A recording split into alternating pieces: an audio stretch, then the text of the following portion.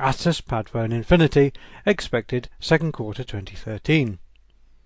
The quirky ASUS PadFone 2 only hit the market a couple of months ago, but ASUS have already come up with an improved version called the ASUS PadFone Infinity. What they intend to call the next version we don't know, because of course Infinity Plus 1 does not exist. Anyway, at first glance the PadFone Infinity and the PadFone Infinity Station dock look almost identical to the PadFone 2 and its station, but even though there are a few differences, they are pretty significant. The biggest change between the PadFone Infinity and the PadFone 2 is the display.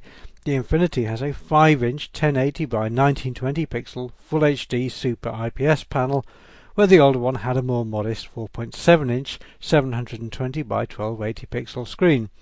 This graphics boost translates to the PadFone Infinity Station, which is now a 10.1-inch 1920 by 1200 pixel unit, and this makes more sense than the old 1200 by 800 pixel panel. The PadFone Infinity and PadFone Infinity Station are now fully HD compatible, and the PadFone can output to an HDMI TV via an adapter. This is an Android 4.2 device with some of ASUS's own applications on top, including SuperNote for note-taking, Story for creating photo albums, and a voice control application called ASUS Echo. Of course, this is all very clever, but you might be wondering why you should want such a thing. But the answer is that it keeps synchronizing data and settings between your smartphone and tablet simple, because the tablet is the smartphone.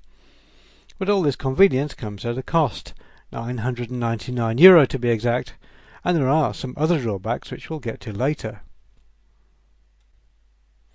Inside the PadFone Infinity is a 1.7 GHz quad-core Qualcomm Snapdragon 600 processor, coupled with 2 GB of RAM and 32 or 64 GB of onboard flash storage.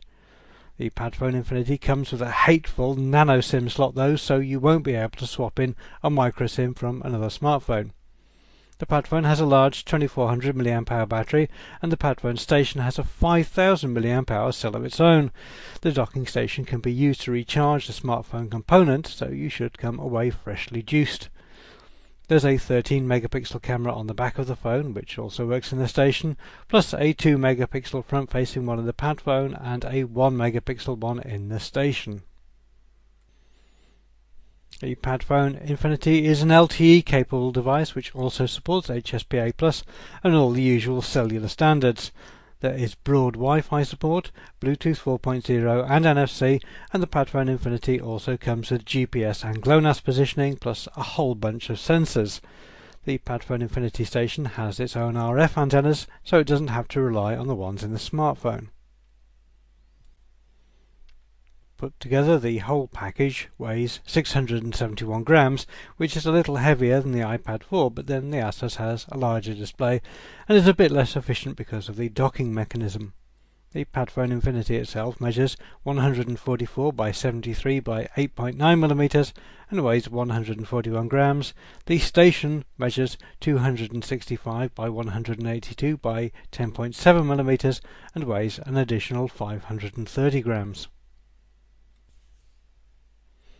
This is all well and good, but at a shade under €1,000 this is a pricey bit of kit. But there's a more significant issue. If you break or lose your PadFone or the Station, then you have to replace it with an identical one, as the PadPhones and Stations are not compatible across generations. So if either component is out of date, then you potentially have a very expensive problem. If you're the sort of person who gets through smartphones on a regular basis, then it's worth bearing this in mind.